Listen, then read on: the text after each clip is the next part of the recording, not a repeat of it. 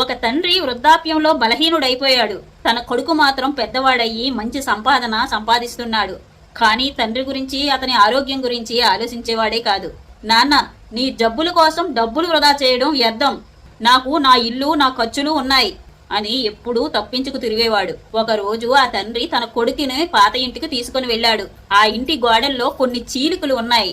తండ్రి కొడుకుని ఇలా అడిగాడు, బాబు, ఈ గోడలు ఎందుకు ఇలా బలహీనమైపోయాయో నీకు తెలుసా? కొడుకు అన్నాడు, ఎన్నో ఏళ్లుగా వాటిని ఎవరూ సరిగా చూసుకోలేదు, అందుకే పగుళ్లు వచ్చాయి అని కొడుకు సమాధానం చెప్తాడు. ఆ మాటలు విన్న తండ్రి నిశ్శబ్దంగా నవ్వుతూ ఇలా అన్నాడు, బాబు, నేను కూడా నీ జీవితానికి గోడలా నిలబడ్డాను. చిన్నప్పటి నుండి నీ కష్టాల వర్షం నుండి, నీ కష్టాల గాలుల నుండి నిన్ను సంరక్షిస్తూ వచ్చాను.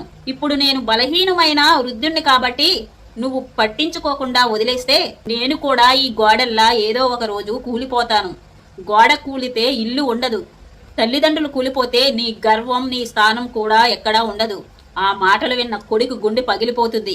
తను చేసిన తప్పు తెలుసుకొని తన తండ్రి కాళ్ల మీద పడి ఏడుస్తూ కూర్చుంటాడు. అందుకే తల్లిదండ్రులను నీ మాటల తోటాలతో బాధ పెట్టకుండా నీకు చేతనైతే కష్టాల్లో వాళ్ళ పక్కనే నిలబడి ఉండడం నేర్చుకో.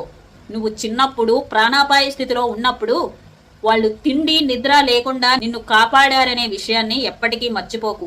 తల్లిదండ్రులే మన జీవిత గోడలు. వారు బలంగా ఉన్నప్పుడు వాళ్ళ పక్కన నిలబడి ఉండడం కాదు గొప్ప, వాళ్ళు బలహీనులుగా వృద్ధులుగా మారినప్పుడే నీ అసలైన అవసరం వాళ్ళకి ఎంతో ఉంటుంది. ఇది మాత్రం ఎప్పటికీ మర్చిపోకు. ఇది మర్చిపోయిన రోజున నువ్వు ఉన్నా లేనట్టే వాళ్ళ దృష్టిలో.